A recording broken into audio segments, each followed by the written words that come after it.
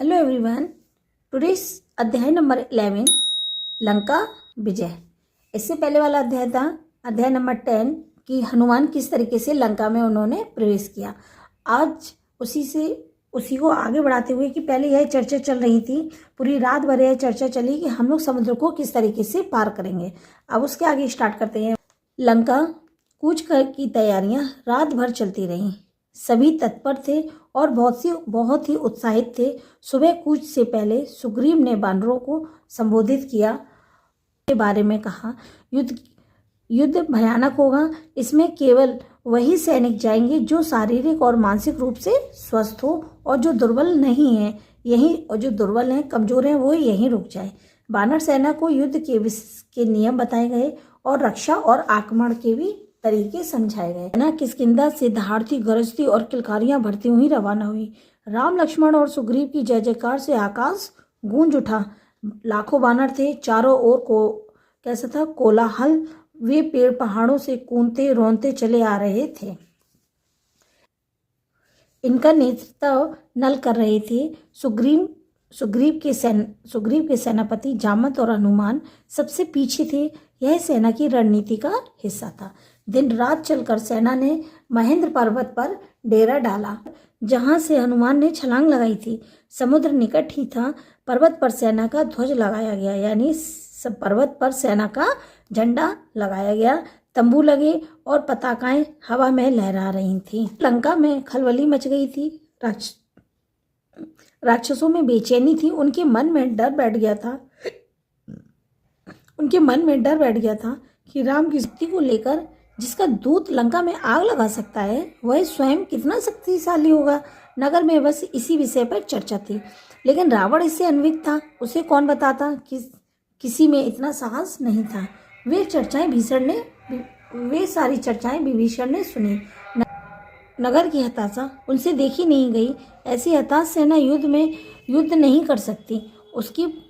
उसकी पराजय निश्चित है। वे रावण के पास गए, उसे सही स्थिति बताने, समझाने और राम से युद्ध ना किया जाए।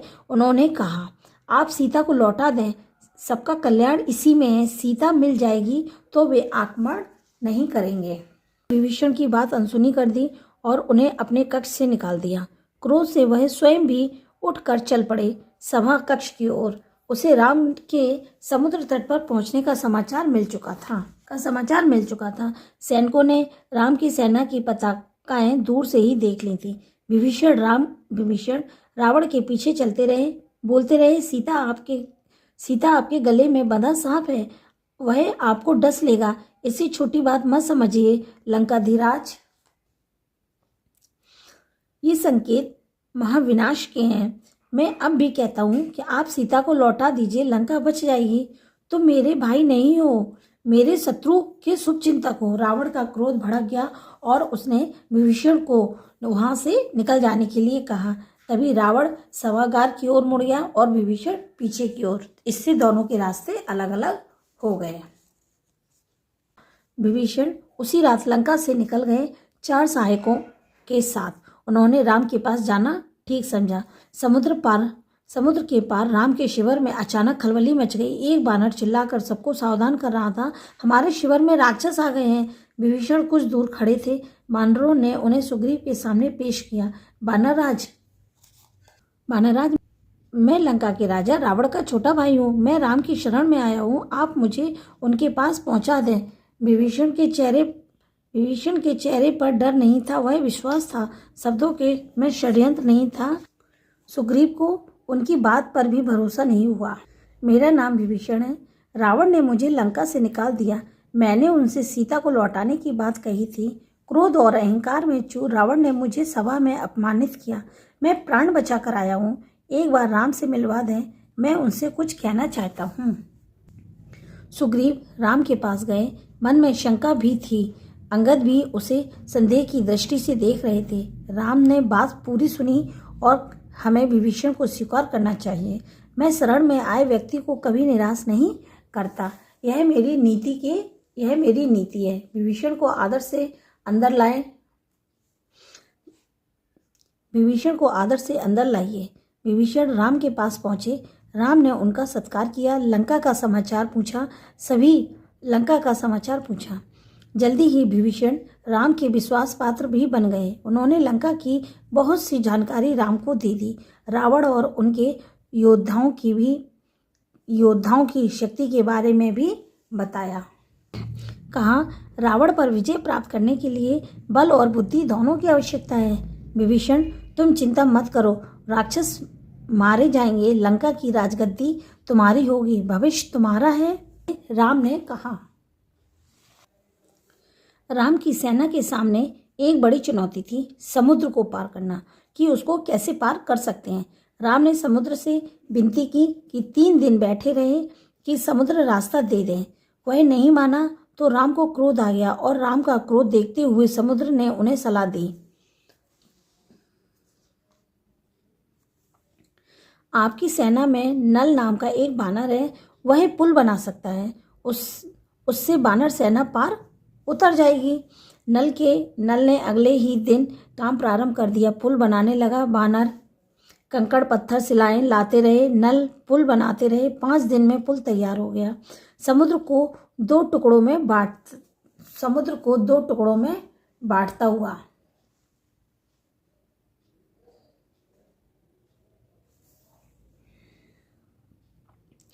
उसका घमंड चूर करता हुआ सबसे पहले विभीषण पुल से उस पार गए। पीछे पीछे बानर सेना का अगला शिविर दूसरे तट पर बना।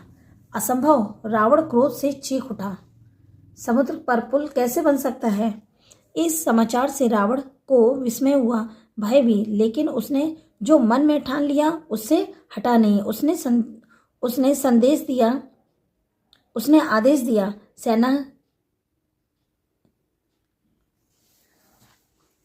रावण ने जो मन में ठान लिया था उससे बिल्कुल डिगा नहीं। उसने आदेश दिया कि सेना को तैयार किया जाए, युद्ध का समय पहुंच।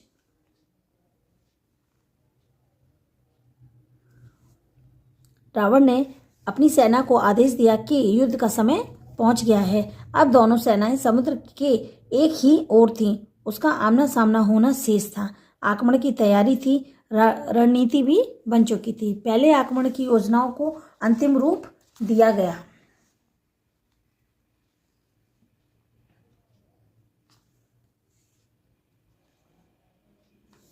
चुकी थी। पहले आक्रमण की योजनाओं को अंतिम रूप दिया जा रहा था। राम ने अपनी सेना को 4 भागों में विभक्त किया। लंका के 4 द्वार थे। लंका के कितने द्वार थे? लंका के 4 द्वार थे। चौतरफा आक्रमण होना था। हर टुकड़ी को एक द्वार सौंपा गया। राम ने पर्वत शिखर पर चढ़कर स्वयं लंका का निरीक्षण किया। लंका के वैभव से वे भी चकित हो गए। उन्होंने लक्ष्मण को बताया। सूर्योदय होते ही राम ने आदेश दिया। उन्होंने लक्ष्मण को बताया और सूर्योदय होते ही राम ने आदेश दिया, लंका को चारों ओर से घेर लिया जाए। वानर सेना जय जयकार करती चल पड़ी। इस बीच राम ने अंगद को बुलाया और कहा, तुम लंका जाओ, मेरे दूत बनकर सुलह का अंतिम प्रयास करो ताकि युद्ध टल जाए। रावण से कहो कि सीता को लौटा दे, अन्यथा उसका अंत होगा। अंगद ने ऐसा ही किया, पर रावण नहीं माना। राम का संदेश सुनकर रावण क्रोधित हुआ। कुछ राक्षसों ने उस पर आक्रमण भी किया। अंगद वहां से बचकर राम के पास पहुंचे। कहा, रावण को पश्चाताप नहीं है। वह हमारे साथ सुलह के लिए तैयार नहीं है, युद्ध करना चाहते हैं। अब युद्ध ही एकमात्र विकल्प है। बानर युद्ध के लिए तैयार थे। राम के आदेश की बस प्रतीक्षा ही कर रहे थे। आदेश मिलते ही उन्होंने लंका पर चढ़ाई कर दी। उधर रावण के आदेश पर उनकी सेना निकल पड़ी। राक्षस उतावले थे, चीत्कार कर रहे थे। रावण जय जयकार से पूरा आसमान लगा कि आसमान फट जाएगा। वे दौड़ते और वानर सेना पर टूट पड़ते। रावण की सेना दौड़ते और वानर सेना पर टूट पड़ते। भयानक युद्ध हुआ। हर ओर दहला देने वाला शोर। हाथियों के चिंगाड़, घोड़ों की हिनहिनाहट, रथों की सरसराहट, कोलाहल, रथ हवा से जैसे मानो की बातें कर रहे थे। तलवारें खिंच गई थीं, बाणों से आसमान भर गया था, भाले उड़ रहे थे, दोनों ओर से कई वीर मारे गए। रावण के अनेक पराक्रमी राक्षस ढेर हो गए। धरती लाल हो गई थी, छत विक्षत सब बिखरे थे। कराहते घायलों की ओर किसी का भी ध्यान नहीं था। शाम होने को थी। मेघनाद ने राक्षस सेना को पीछे हटते देखा। उसने अपने सैनिकों को ललकारा कि आगे बढ़ो, हम विजय के करीब हैं। मेघनाद ने सेना का नेतृत्व संभाल लिया। राक्षस उत्साह से आगे बढ़े। मेघनाद की दृष्टि राम और लक्ष्मण पर पड़ी थी। वह छिपकर युद्ध करता था, मायावी था, किसी को दिखाई नहीं पड़ता था। उसके बाण राम और लक्ष्मण को लगे, दोनों वहीं मूर्छित होकर गिर पड़े। मेघनाद ने समझा कि काम हो गया। उसने दोनों भाइयों को मृत समझ लिया। वह मैदान छोड़कर महल की ओर दौड़ा। रावण को इसकी सूचना देने उसने समझ लिया कि दोनों भाई मृत हो गए। उसने दोनों भाइयों को मृत समझ लिया और यह खबर देने के लिए वह मैदान छोड़कर रावण की ओर भागा। रण क्षेत्र में वानर राम लक्ष्मण के पास से एकत्र हो गए। वे चिंतित थे कि अशुभ की आशंका से। विभीषण ने दोनों का उपचार कराया। उनकी मूर्छा टूटी, दोबारा खड़े हो गए तो वानर दल में दोबारा खुशी की लहर दौड़ पड़ी और अगले दिन युद्ध के लिए तैयार हो गए। रावण की सेना के महाबली एक एक करके मारे जा